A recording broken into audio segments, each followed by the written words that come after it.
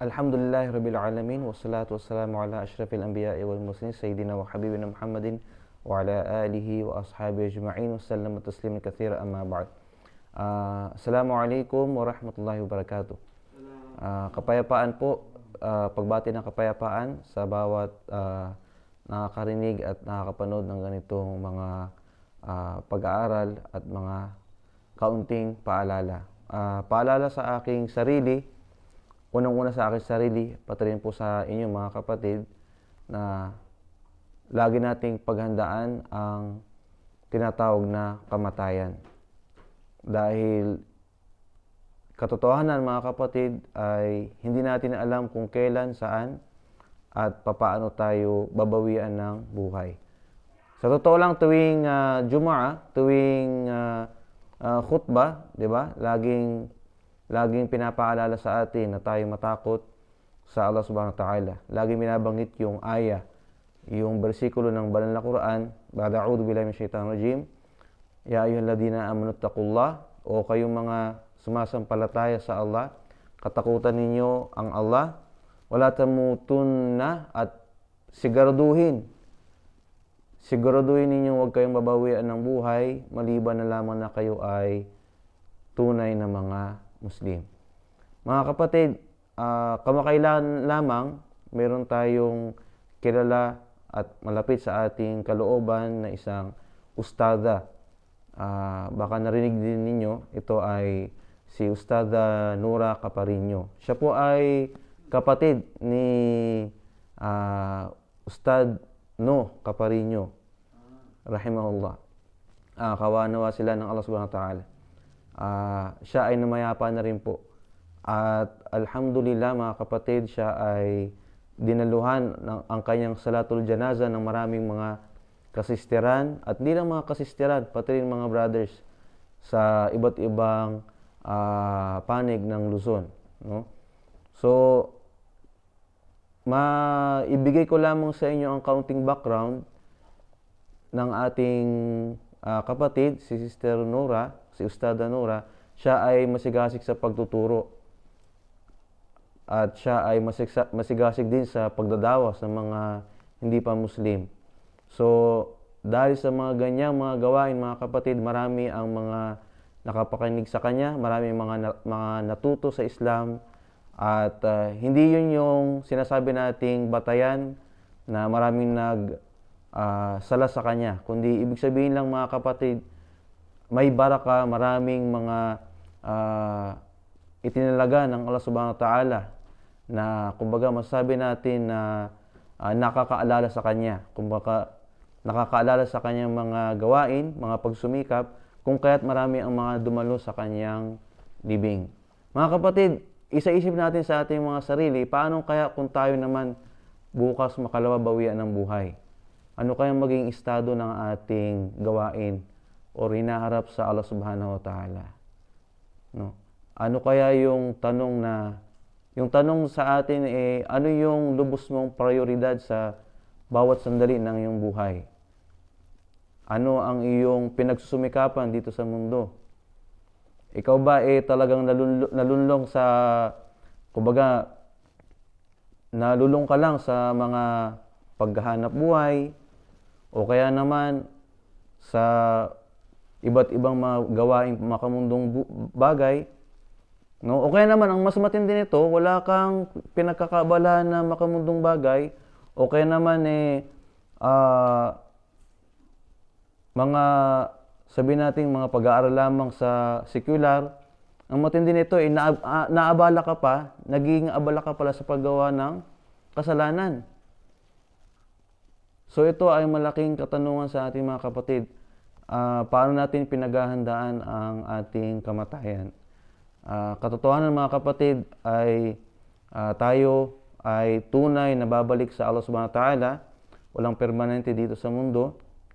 Kaya payo sa atin lahat, lalong-lalo sa aking sarili, na tayo ay laging maganda sa ating kamatayan. Dahil kahit ang pinakamabubuting tao, sila ay binabawian ng buhay, okay? Kahit mga masama, lahat makakaranas ng kamatayan. Ngayon, ang katanungan paano tayo nagsumikap sa mundong ito, no? Kaya nga, sabi ng Allah subhanahu wa ta'ala sa banal na Quran, binanggit niya sa banal na Quran na tayong mga tao, meron tayong iba't ibang pinagsumikapan. Inna sa'yakum lasyatta. Ba'udhu minash shaitanir rajim. Sinabi ng Allah subhanahu wa ta'ala, inna sa'yakum lasyatta. Katotohanan na ang inyong mga pagsumikap sa buhay ay iba't iba, iba't ibang uri. Merong iba nagsumikap sa pag-aaral sa makamundong bagay, no? Iba't ibang mga krus yung kinukuha hanggang sa bawian na lang ng buhay. Meron naman na nagsumikap lamang sa business, nagsumikap sa pagtatrabaho lamang, o kaya naman sa iba't iba pang mga gawaing makamundong bagay. Pero nakakalimutan niya o hindi niya binabigyan ng prioridad yung pag-aaral sa Islam o anumang mga gawaing ibada o pagsamba na yun ang ikalulugod sa kanya ng Allah subhanahu wa ta'ala. Mga kapatid, katakutan lagi natin ng Allah subhanahu wa ta'ala. Huwag nating hayaan na lumilipas ang mga araw na hindi tayo nagsusumikap sa mga gawaing ikalulugod ng Allah subhanahu wa ta'ala sa atin at ikakalapit sa atin sa Allah subhanahu wa ta'ala. So mga kapatid, ang nalalapit na ang buwan ng Ramadan, ilang kumbaga linggo na lamang. So itong nalalapit na buwan ng Ramadan ito ay awa at habag sa atin dahil maraming mga taong hindi nakaabot sa darating na buwan ng Ramadan. Subalit ito ay masyaallah, kumbaga abot tanaw na natin. Ngayon, kung ikaw ay tayo ay dadatnan ng buwan ng Ramadan, subalit walang pagbabago sa ating buhay bilang Muslim. Yung nalaman mong alif bata, yung pa rin hanggang ngayon ang alam mo. Yung alam mo na 6 pillars ng Islam, nung bago kang Muslim, ganun pa rin hanggang ngayon ang alam mo, no? Paano ka mamahalin ng Allah subhanahu wa ta'ala? No? Paano ka mamahalin ng Allah subhanahu wa ta'ala? Gayong sabi ng Allah subhanahu wa ta'ala sa banal na Quran, binanggit niya na kung sino magkakaroon ng kumbaga sino yung mamahalin ng Allah subhanahu wa ta'ala. Sabi ng Allah subhanahu wa ta'ala kay Propeta Muhammad sallam, in kuntum tuhibbunallah fattabi'uni yuhibbukumullah. So sabi ng Allah subhanahu wa ta'ala, sabihin mo o Muhammad, kung totoong minamahal niyo ang Allah, sundin ninyo ako, kumbaga sundin ninyo ang Propeta Muhammad sallam, at kayo ay mamahalin ng Allah subhanahu wa ta'ala. Ngayon, paano mo masusunod ang Propeta Muhammad sallam kung yung alif bata na alam mo nung una kang bago kang Muslim, hanggang ngayon yung pa rin ang alam mo na alif bata, no? Ni yung Suratul Fatiha, ibig sabihin ng Suratul Fatiha, yung mga binabanggit sa sala, iba pang mga kaalaman sa Islam, ay hindi mo dinadagdagan. Sapat na sa'yo yung ikaw ay nagsyahada. Li'audu billah, no? So sana mga kapatid ay ito payo sa aking sarili, mga kapatid. Dahil hindi naman tayo mga scholars o sabi nating mga talagang mga nakapag-aral ng marami sa Islam.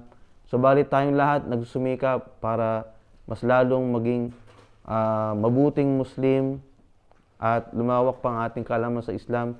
Kaya magsumikap tayo mga kapatid sa pagsasaliksik ng kaalaman. Dahil ang pagsasaliksik ng kaalaman, ito ay tanda na minamahal mo ang Propeta Muhammad sallam. Bakit? Dahil gusto mong malaman kung ano ang paraan para masunod mo ang Propeta Muhammad sallam. At ang magiging katumbas nito, ang magiging epekto nito ay mamahalin ka din ng Allah subhanahu wa ta'ala. Kaya mga kapatid, pagsumikapan natin sa bawat sandali ng ating buhay na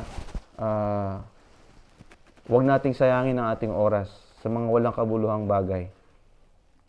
Either tayo ay magdagdag ng kaalaman sa Islam at ibuhos natin ang ating mga oras sa mga kapaki-pakinabang na bagay na ikalulugod sa atin ng Allah subhanahu wa ta'ala.